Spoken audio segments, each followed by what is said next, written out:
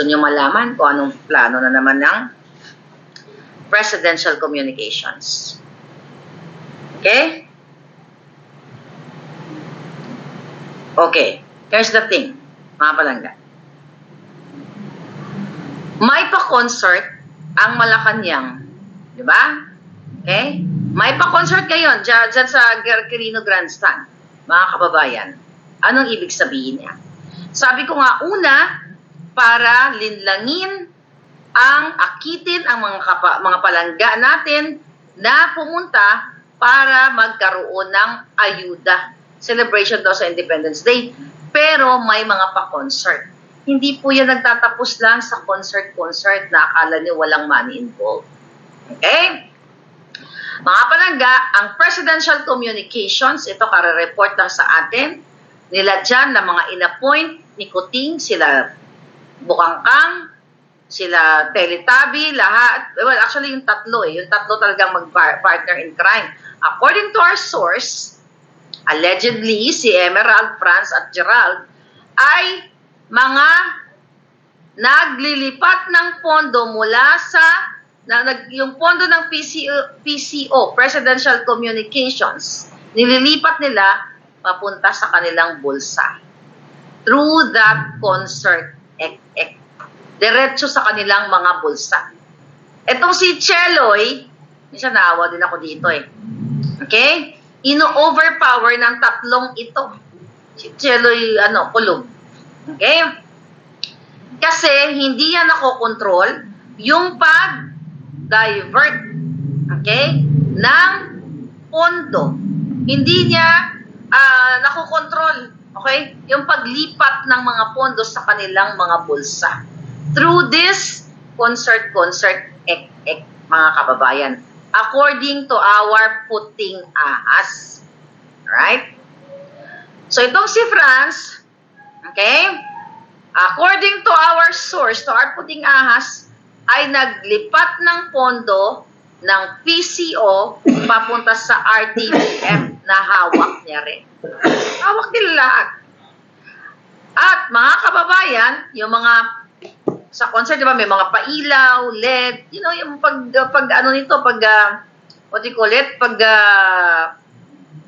pag-ayos na mga programa, di ba, may mga ini-invite silang mga vendors. Tignan natin yung dokumentong sinend sa akin. Okay? Itong tatlong ito ay yung mga suppliers, vendors, yung mga pailaw, lahat doon nakikita niyo sa mga concert, pakain, ganyan-ganyan, binabayaran yon ng gobyerno. And supposedly yung mga yan dumadaan sa proper bidding kung sino ang ma-approve. Pero ayon sa ating source, mga palangga, hindi na siya dumadaan sa tamang proseso yung provide ng mga production equipments, lighting, stage setups, LED, sound system, etc. At yun nga yung mga supplier, kasi kakilala na nila ng mga julol at mga kawatan sa presidential communications, at yung mga supplier, ayon sa ating source, ay may kickback, magkakasabuatan sila. Let's say, for example, kunyari, itong sinupply mong certain, let's say, for example, stage setup. Okay? Stage setup, di ba? May mga equipments yan. O sige, palabas natin dito, 10 million. Okay? Pero ang totoo, 2 million lang ang halaga nun. Mamark up pa nila, ngayon, ang 8 million maghahati sila, according to our source. Actually, may dokumento tayo. Yan, mga dokumento, ano lang natin. Pakita ko lang sa inyo para, ayan, sino to? Mga dokumento. Ayan, dami yan. Pero hindi natin papakita. Baka mag-Senate hearing na naman sila sa mga confidential documents. Basahin ko na lang, mga palangga. Okay? So, ngayon, ito ay basbas din ni Lisa Tanas ang lahat ng ito. Kasi wala nang bidding-bidding, ipipresent lang kay Lisa, approve na kaagad. So, pinapaintindi ko sa inyo, taong bayan, kung paano nila uubusin ang pera ninyo. Kahit galit kayo sa pagmumukha ko, wala akong pakialam kung galit kayo. Pero kung kayo ay concerned sa inyong mga susunod na henerasyon, sa inyong buhay dyan sa Pilipinas, kahit kayo galit sa pagmumukha ko, titignan ninyo yung ine-expose natin. Bakit? Ano ba tong ine-expose ko? Kaya yaman ko ba to? Kapalit pa nga ulo ko. Diba? Kung kayo ay totoong nagmamahal sa bayan, pero kung kayo ay bulag at bangag, katulad ni Kuting, hindi naman talaga kayo maniniwala. Kung hindi ninyo lalamliman ang inyong kaisipan, na ano pa dinadaktak ko dito? Pag nadadaktak ba ako, maging senador ba ako? Hindi. Kasi, hindi ako qualified. So, titignan ninyo. May vested interest ba si Maharlika? O, siguro tatakbo to. Hindi. Kasi hindi ako tatakbo. Dahil unang-una, bago ka tumakbo, may requirement ng certain of years na residency sa Pilipinas. Paparenounce mo ang iyong citizenship. So now, nakuha ninyo. So ano itong pinaggangak ko dito? Para magising kayo. Wala naman ako pakialam kung dilaw kayo, kung Duterte kayo, o Kuting kayo, o whatever, o Isko kayo. Pakialam ko sa inyong political views. Ang pinakikialaman ko dito, yung effect, yung impact ng ginagawa ng mga walang hiyang ito. Yung mga pa-concert na ito, mga palangga, sinabi ko to sa inyo noong 2022. Itong si Franz Imperial ay kasabwat din ng China Philippine Unified ni Michael Ma. I will show you. Pakita natin. Ilang taon na itong nakabalandra dito sa ating ito. Pakita ko sa inyo, di ba? Ito yung sinasabi kong, yan, China Philippines Unified Enterprises. Nakita nyo yan? Ayan si Lisa, yan yung bago pa sila maupo. Ayan si Martin Araneta, ayan si Franz Imperial, ayan si Ivan Uy na DICT Secretary, ayan si Michael Ma. So yung kumpanyang yan, sinabi ko yan sa inyo in 2020, maybe first quarter, no, January. Sinabi ko yan sa inyo, tagalin natin. Na yung mga yan, magkakasabwat dun sa China Philippines Unified Enterprises na kung saan lahat ng klaseng business meron sila. Pero hindi naman ganun kalaking kumpanya. Let's say, for example, kailangan mo ng traktora, they can provide it. Meron sila. Kailangan mo ng LED, sound system, meron sila. Ni-ready na nila yun. So, anong kailangan maintindihan ng isang Iskonyan, Duterte, Marcos supporter, whoever yung Lenny supporter, dito? Hindi ito usaping politika, dahil hindi naman ako politiko. Ang usapin dito na ang yung pera ng bayan, dadalhin nila doon sa kumpanya nila, sarili nilang kumpanya. I-google nyo, China, yan. Pakita natin ulit, mga kababayan. Bago kayo mag-epal sa buhay ninyong mga matitigas ang ulo ninyo. Ako na, inis-din ko na yung mga singit ninyong. Tignan natin. Pakita ko lang muli sa inyo, ha? Okay. Google nyo ngayon. Ayan, si Franz Imperial, mga kababayan. Andan si Michael Ma, andan si Martin Araneta. That was before pandemic. Yang kumpanyang na yan, di ko lang na-i-read. Pero Google nyo lang para maniwala kayo sa akin. Sabi ko, lahat yan, name it, lahat ng maisip mong negosyo, pasok dyan sa company na yan. Kailangan mo ng agricultural, sabi ko equipments, meron sila. Kaya, yung government, kapag kailangan ng agricultural equipments, sa kanila mo rin kunin. Kasi wala nang bidding. Sabi ko mamarkapan pa kung 2 million nang gagawin nilang 10 million, then may 8 million pang labis. Tighati-hati sila. Buti sana kung 10 million ang pinag-usapan na rin. We're talking billions. Maliban pa dito sa kanilang mga confidential fund, di ko ting. Wala pa yung iba't ibang ahensya. Paulit-ulit tayo para na tayo maikulalya everyday. Pero you have to wake up. Kasi sabi ko nga, wala akong pakialam kung sino ang pinuportaran mo. Kung dilawan ka, pinklawan ka, kuting ka, bangag, di ba? O Duterte ka, o sino ka man, ang usapin dito bilang Pilipino. Bakit kayo dapat maniwala sa akin na hindi ito politika? Kasi hindi ako politiko. At hindi ako nakatira sa Pilipinas. Hindi ako nangangarap na magtumakbo-takbo. Gusto ko lang tumakbo-takbo sa dalampasigan. Nahubot-hubad, hinahabol ko si Carding. Anyway, diba, parang panaginip lang, parang pelikula. Alright? Ngayon, mga kapalangga, tignan natin to. Ang message. Okay? Akala nyo, hindi ko alam, ha? Anong date ngayon sa Pilipinas? 9, di ba? 9 na. Okay? 10, ito ang lang program. Papasahin ko sa inyo, ha?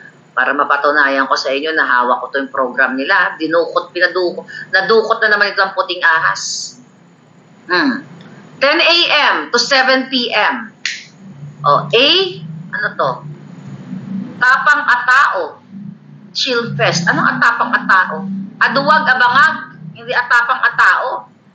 O, ayan. 10 a.m. to 7 p.m. 4 p.m. to 6 p.m. Atapang Atao. Chill Fest. Ano to? Silly, kumabasa yung isa, malabo, okay? Tupad eating competition. Oh, bakit ko to alam? Kasi may mga concerned na government employees na sinusumbong nila sa akin at gusto nilang iparating sa iyo. Miss Maharlika, milyon-milyon na naman po ang kikitain ng mga tao ni Kuting sa presidential communications. O to, Music Lion. Pakita ko lang, Ito, lapitan natin. Ayan, lang naman ginawa ko yan. Ano yan, AI? Marami, basahin ko na lang. Just to show you na ayan, hawak ko yung mga program nila. At dito, alam ng puting ahas kasi is there. Hindi daw niya masikmura ang ginagawa ng presidential communications, mga kababayan, na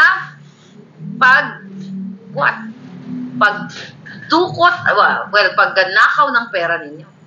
Ang mga drama-drama at tapang-tao. Aduwag abangag. Matrendingin nyo ngayong aduwag abangag. Anyway, ayan. Nakaschedule yan. Yung mga gagawin nila. Nakalagay dito, yung mga schedule natin babasahin. Pero dito, that was, June 11. Ito daw ang schedule nila sa June 11. 2 days from now. Okay? Call time for local Changi. Okay, DTI, Chuchuchucho, DSWD, meron. Lahat ito ginagamit nila. Ginagastosan ng pera ng bayan.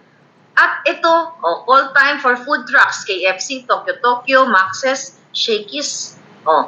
Pinapalamo nila ang mga sarili nila, ang mga kamag-anak nila. Usually, ang ini-invite dito, mga malapit sa kanila, kamag-anak, kaibigan, na lumalamon nitong mga pagkain itong Tokyo, ganyan-ganyan. Pero yung mga attendees dyan, yung mga kaluluo, iba lang na katulad ko na kayo ay ordinary citizen, hindi naman kayo pakakainin itong mga Tokyo na ito. Itong mga Maxis na ito, sila lang ang kakain ito. Remember? Yung French fries na pinagdamot doon sa Malacanang na ang kumakain lang taga-presidential communications at saka Office of the President. Para yung regular employee, hindi ka pwedeng kumuha ng French fries doon sa Office of the President sa Malacanang. Di ba? Potato fries yun. Nag-hire sila, pinapunta nila ang potato fries doon sa loob ng Malacanang, pero ang pwede lang kumain yung mga malapit kay Kuting at kay Lisa. Ang ordinary worker, hindi ka pwedeng makakain ng French fries. So it's the same thing here. Ayon sa ating source, well, alam naman natin kahit walang source na ang kakain itong mga masasarap na pagkain na ito ay sila-sila lang. Hindi yung mga ordinaryo na umaattend doon. Saan kayo nakakita na pinakain kayo ng Maxes or ng Shakey's? Doon nga lang during the campaign, doon sa Soler, ipinagdamot pa ni Lisa yung mga hotdog doon. Ayaw niya kayong bigyan. May mga hotdogs on stick po yun na umiikot doon sa April 7 yan, yung pinakahuli. Was it April 7? Anyway, basta yung April, nakalimutan ko na sa daming event. Basta yung last na, yung final doon sa Soler, yung may mga hotdog doon, si Mother Pebbles, alam niya yon. A diktador greedy, sabi ni Dory. Hindi binigyan yung mga nasa likod. Ang binigyan lang nila kung sino ang gustong bigyan nilang mga kaibigan, kadikit nila. Nasaan ang fair treatment doon? So again, sabi ko sa inyo, this is not about politics. This is about you fighting for what is right and what is due for you. Kasi inuubos na nila. Ito lang yung pinagsasabi natin dito ngayon. June 11, gusto nyo pumunta. Gusto nyo, if I were you, na malapit doon, pumunta kayo. Mag-video-video. Pahinga ng charger, mamamatay na pala yung ano ko. Yung aking computer. Okay, mga palangga. Alright. Nakalagay dito.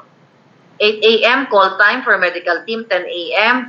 tech run, 12 noon meeting with float drivers at representative, da. Okay, yan ang nakalagay dyan.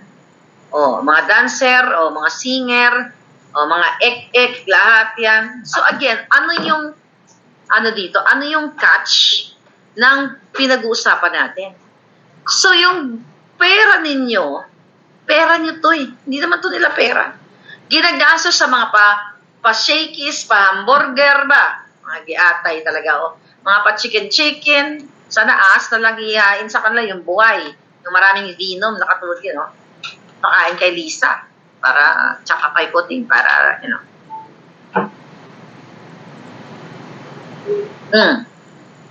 So nakita nyo, mga kababayan, kung titignan ninyo, win-win sila lahat.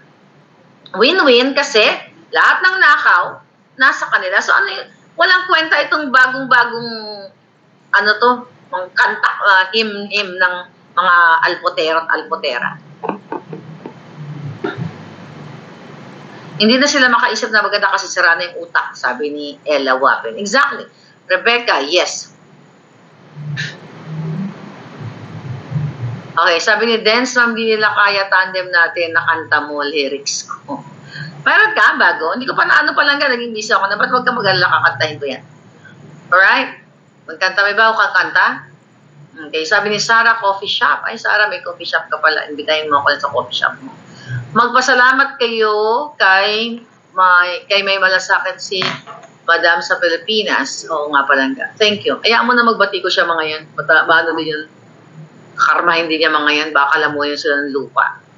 Okay? Nangunguto na lang sila ng tao. Yun na nga, exactly. So itong concert na darating, ilang pong milyon ang kikitain ng mga ito. Sa mga stage, sa mga ilaw pa ilaw, sa lahat ng mga kaletsyahan. Maliban pa sa mga ayuda, may mga kickback sila. Luging-lugi naman kayo dito. Kawawa naman kayo mga palangga. Sabi ni Amelia Arsenia, pulburo na ang jotak nila. Alright? So ngayon, again, so ito yung mga issue natin na ayaw nilang papigil, okay? Ayaw nilang papigil sa pagnanakaw. By the way, another issue, may nag-message sa pala sa akin.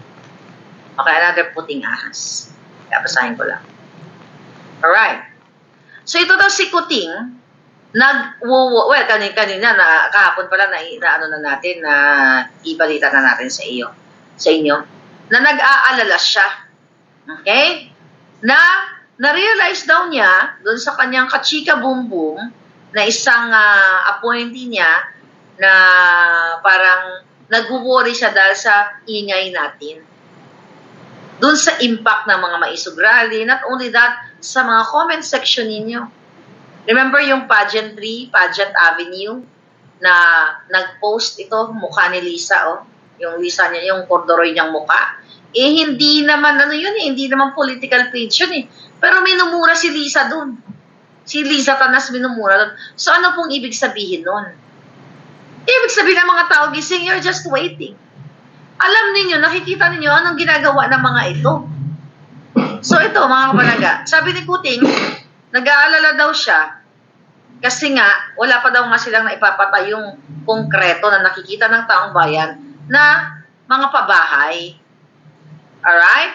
So ibig sabihin, mga palangga, nakikita ni Kuting na palpak siya yung pagiging bangag niya. Pero wala siyang backbone kasi ang interest ng kanyang asawa, interest niya, hindi naman para mag-build. Kundi what? Steal. Nakaw, nakaw, nakaw. Win, win, win sa lottery. Smug, smug, smug. Ling. Oh. Pulburon, pulburon, pulburon. Nung panahon ni Duterte na, ay si Pangulong Duterte, alam niyo yun, binabatikos ko rin, wala naman tayong pinapalagpas lahat dito. Pero if you compare Duterte and Marcos, tignan mo, pandemic pa. Nakatanggap kayo ng mga malalaking ayuda. Di ba? Nakita niyo yung build ni Duterte. Na inaako ni Kuting yung mga pabahay niya. Okay, recently. Sa mga kababayan, anong ibig sabihin nito? Yung bagong pandorobo niya, bagong pandorobo him ni Kuting. Diba? Ito'y lahat pang, sabi ko nga, indoctrinate sa inyo, pero hindi naman nila ginagawa. Asan yung mga pabahay? Wala. O, asan pabahay ni Kuting? Bumaba yung war on drugs. Paano hindi bababa? Binibaby niya nga. Wala talagang magugurgur. You know why? Nakita doon sa Senate hearing ng pulburo ng Fidelix, di ba?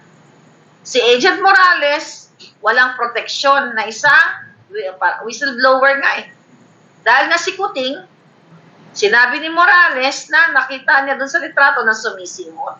Kaya dahil si Kuting ang involved, walang proteksyon. Pero yung driver doon sa alitagtag na nahuli, sabi ko nga kanina, kompleto ang gear.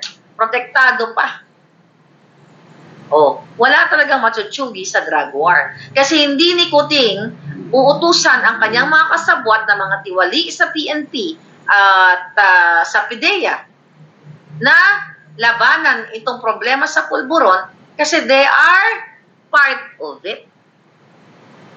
Kasabwat sila. Negosyo nila. Babalik na naman tayo kay Clarita Carlos in December, doon sa kanyang sulat kay Kuting, kay Lisa actually, okay, na involved mismo ang pamilya ni Kuting. Pero imbes na imbestigahan, sabi nga ni Clarita Carlos doon na nasa inyo yan kung iyong gagawin ninyo ang tama. Right? Dahil lang. Sabi doon. Kaso, hindi nila ginawa yung tama. Kaya tinanggal si Clarita. Di ba? Tinanggal si Clarita Carlos, mga palangga. Noong time na yon. Okay. Yan ko nga. So, anong aasahan mo sa gobyernong ito, mga hitad? Okay. Anong aasahan ninyo kay Clarita? Ito. Basahin ko ulit, Balikan natin. January 23, 2023. Ayan, nakalagay sa notes ko. Paramdam ko sa inyo, mga kababayan. Okay? Sabi ko, takpan nyo na lang yung screen nyo. Huwag nyo na tignan yung pagmumukha ko kung nabubwisit kayo sa pagmumukha ko. Wala akong magagawa kung gano'n ang feeling nyo. Ano sabi ni Clarita Carlos? Sulat ni Clarita to. At may ebidensya ako dito. May screenshot ako nito. Pero, ito muna, nasa notes. Hi FL, begging your indulgence for seeking your counsel. Ito yung tatanggalin siya sa National Security Advisor as advisor. Miss Cha Lagamon just informed me that President wishes to see me tomorrow at the Trappers Cafe at 10 a.m. Remember this? May gitna isang taon. This morning, I was informed by a friend that former DILG Anyo is slated to replace me as NSA.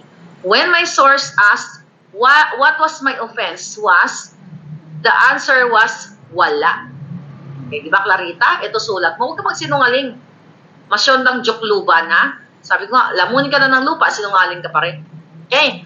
One time, sabi mo Clarita, one item which was mentioned is that in one cabinet meeting, I facetiously mentioned that some secret documents I received, sabi mo, in fact, came from broadsheets. And it was noted that the intel community was offended. I remarked, sabi daw niya, ibig mong sabihin dahil sa isang statement which was said in jest, aalisin ako bigla sa NSA? Clarita, kung nakikinig ka, humarap ka sa salamin at kausapin mo ang Diyos o iyong sarili kung nagsisinungaling si Marlica. Okay? Sabi mo pa, the President appointed me. I believe because he knows I am absolutely not corrupt, and he also knows that my area of expertise in foreign, defense, and security policies will fit best the requirements of being NSA. Hindi ka corrupt noon yon. Nung bago ka pa, kasi wala ka pang makukurap. Pero eto, mga palangga, tapusin nyo to, maiksi lang to. Sabi mo, Clarita, I have built my reputation for 56 years through sheer hard work.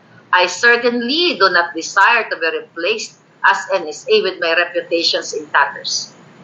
Okay? Ayaw mo mapalitan ka na ma-taint ang iyong reputasyon, di ba? Kaya gusto mo magstay in NSA. Kaya ka sumulat kay Dear FL mo. Okay? Sabi mo pa, I recognize I serve the pleasure of the President but also know that a liberal democratic system that we work in, there should be room for me to ask why I am being replaced. O gusto mo malaman kung bakit ka tinanggal, pero kasi, ang sabi nga doon kanina sa taas, sa sulat mo, wala namang dahilan. Alright, number 7, some Intel friends, listen to this. Friends hinted to me that US sees me as obstacle because I am pro-China. Balikan natin to dahil sa nangyayari ngayon. Sabi ni Clarita, some Intel friends hinted to me that the US sees me as an obstacle because I am pro-China. So by reading this, ibig sabihin, nakikita daw ng aking bansa dito na si Clarita ay pro-China. Kung nakikita ng aking bansa na ikaw ay pro-China, so ano naman ang reason para tanggalin ka? Hindi naman, kung titignan mo, ito mga matatalinong mga palangga, lahat naman kayo dyan matalino, kung titignan mo, bakit ang bansa ko, US na banggit eh, di ba? Ang magdedesisyon kung tatanggalin ka o hindi. Parang yun yung dating, di ba? Dahil sabi ng US daw na ikaw ay obstacle dyan sa iyong pwesto dahil ikaw ay pro-China. Hey people, alam nyo na kung anong ibig kong sabihin dito. So sino? So nung nakita ng bansa ko, nagsumbong kay Kuting? Natanggalin mo yan si Clarita. Kasi obstacle yan sa plano nating mga EDCA or bang. Ito bang message ibig sabihin nito? Sulat mo to, Clarita. Kaya sabi ko, kung may pagmamahal ka sa bayan, kunyenta, lalamunin ka na ng lupa, ayaw mo pa rin umayon sa taong bayan. O sabi mo pa, I am a scholar and will remain so till I die. And my scholarships brooks no leaning nor partiality to any party. Really? Kaya ka pala tumahimik. Pero kasi ito mga kababayan, take note. This letter, mga palangga, okay, this letter ay wala pang generous allowance. Ay, hindi, meron pala dito. Okay? Hindi pa niya alam kung tatanggalin talaga siya ng todo-todo. At wala pa palang offer ni Tambaluslos na gagawin siyang consultant or whatever yung posisyon niya pwesto niya kay Tambaluslos sa Kongreso kasi hindi naman nila in-announce to eh. Kung ano ba talaga ang designation niya. Alright? So sabi mo, Claring, okay, if some quarters are accusing me of being slow in implementing one of the 7 task force assigned to me, they are dead wrong. There was a formal turnover of the NTF-ELCAC to me as vice chair. I had to travel so many insurgent areas and meet all the political actors involved to understand where ELCAC was. Today, sabi ni Clarita, I just finished a 3-day presentation of reports from all joint regional task force of the ELCAC. Here, what was plain was that the transition to a new leadership never affected the momentum of all the projects being undertaken and which were monitored from my end as vice chair. Unfortunately, I made an error in judgment in not broadcasting what I had been doing in ELCAC, so some quarters read that as incompetence. Far from it.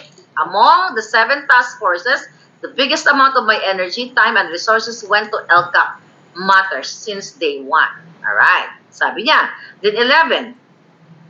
Now, I am the cusp of launching full blast the roadmap of the ELCAC which we had crafted. Now I am at the cusp of crafting a policy on West Philippine Sea which the previous administration didn't even have. Sabi niya. O, may mga ganun-ganun pa siyang panira na naman dito. Now I have at the cusp of disseminating the national strategy which forms the kernel of our roadmap as a nation. 12. I have no singular wish in the sunset of my years. Sabi niya, except to build a better Philippines. Really, Clarita. I hope a president will allow me to do as NSA. Number 13, my report is confidential and I need to be honest. And it did not leak to anyone. Ito, pakinggan nyo to. Sabi niya, my report, ito yung sinasabi ko sa inyong Nika report na paulit-ulit kong sinasabi sa vlog ko. Sabi ni Claring, my report is confidential and I need to be honest and I did not leak to anyone and it is up to you and President whether to do the right or not. Ito po yung smuggling. Sabi ni Clarita, the food security is one of my focuses and we need to be transparent so we can have policies against hoarders whoever they are.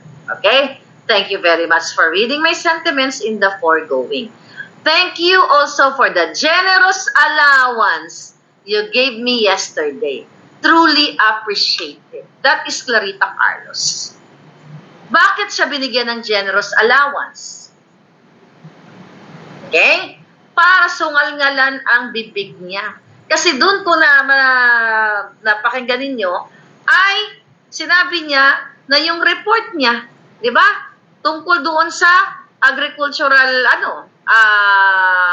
smuggling na yon, yung patungkol sa agriculture. Kasi, mga palangga, ang sangkot nga doon, si Michael Ma, sila Martin Araneta, ang pamilyang Kuting. At Araneta. So, kaya sabi ko sa inyo, kahit ano ang political, affiliation nyo, sino man supportahan ninyo, this is not about Duterte, Leni, Isko o Pacquiao, di ba? In the last election. This is about bangag. Kung paano kayo gagaguhin. Look at Clarita. Kahit magsinungaling ka, Clarita, hanggang sa huling hininga mo, alam mo, between you and me, alam mo kung sino ang sinungaling. Alam mga inventor ko yung mga sulat-sulat na yan. Hindi ko naman kaya magsulat ng mga ganyan. Why? Kasi hindi ko naman expertise yan. You decide. Binigyan siya ng generous allowance. Kaya ang punot dulo ng ugat ng kahirapan ninyo, itong mga ito, alam na pala ni Clarita eh. Nika report, nasangkot ang pamilya, January 23 pa ito. Inilabas ko to sa inyo. Nasimula ako noong December sa sibuyas smuggling na umabot ng 800 something. Alam niya na, sabi ko, lalamunin na siya ng lupa. Lahat naman tayo, lalamunin ng lupa. Una-unahan lang naman ito. Pero dahil binigyan siya ng generous allowance, meron pa.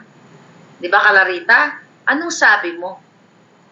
Na sana, pag pinatawag ka ni Kuting, sana ililipat ka at sana may budget.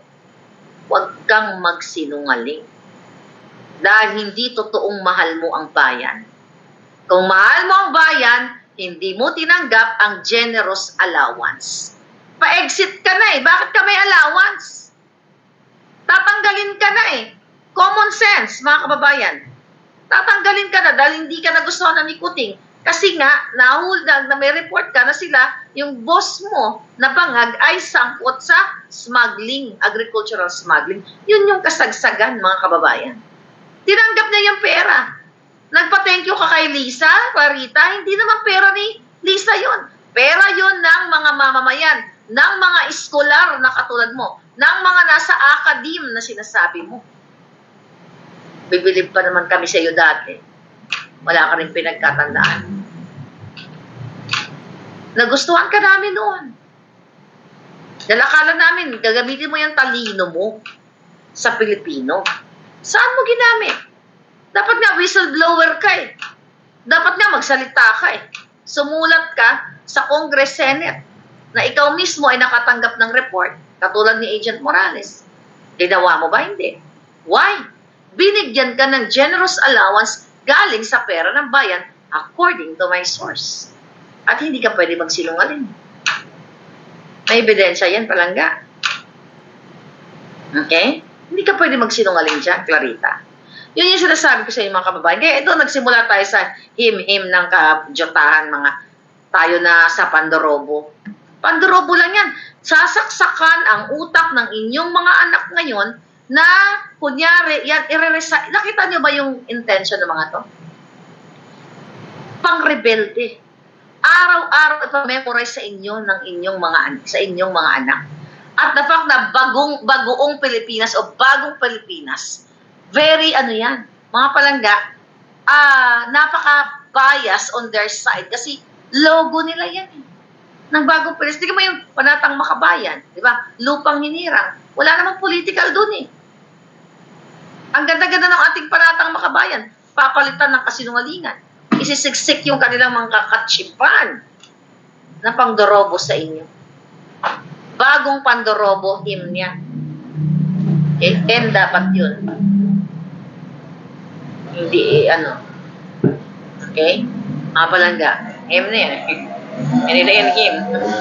Kung HYMM yan, hymn. Diba? Giatay. Ay, nako, giatay talaga. Oh.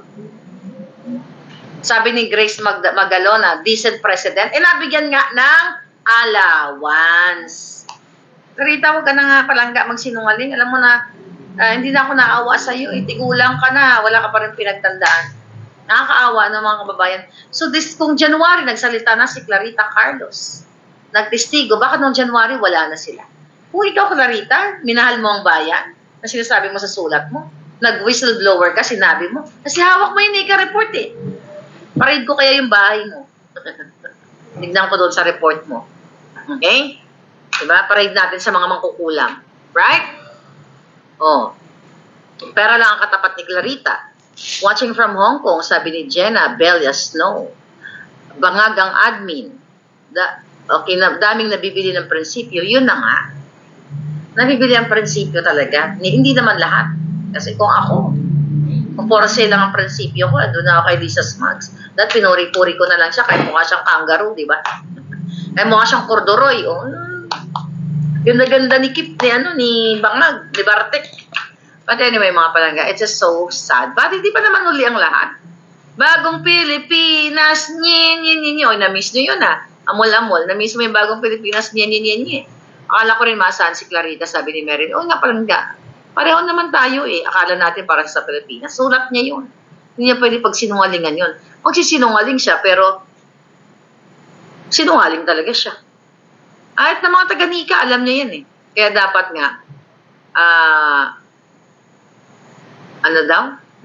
nakatira si Clarita. Anong tinira niya? Yung picture na parang regalo sa outfit, ni Lisa, oo nga eh. Gusto ko. Nakita niya yung mga litrato na pinost natin ni Lisa. Kaya alam naman natin na tinatapyas niya eh. Ini-AI niya yung sarili niya. Nakakasawa na nga lang. But, pera niya uli yan. Nagbabayad ng bots. Nagbabayad ng taga-tapyas niya. Lahat para siyang regalo, di ba yung recent niya. Tapos puro yung mukha niya. Kasi alam mo pag ang tao, ang ginagawa mo pang monster, lumalabas po kasi yan sa mukha ng tao. Hindi porket hindi ka ganun kaganda ay pangit ka. Kapag maganda ang kalooban mo, nagre-reflect yan, nagra-radiate. Di ba? Kung gaano ka kaganda, kung jejimonya ka, nagra-radiate din yung pagka-jejimonya mo. Pero kung mabuting ginagawa mo, kaso si Lisa, hindi nga kabutihan, puro lahat kaletsyan ang ginagawa, lalo siyang nagiging kordoroy ang kanyang mukha.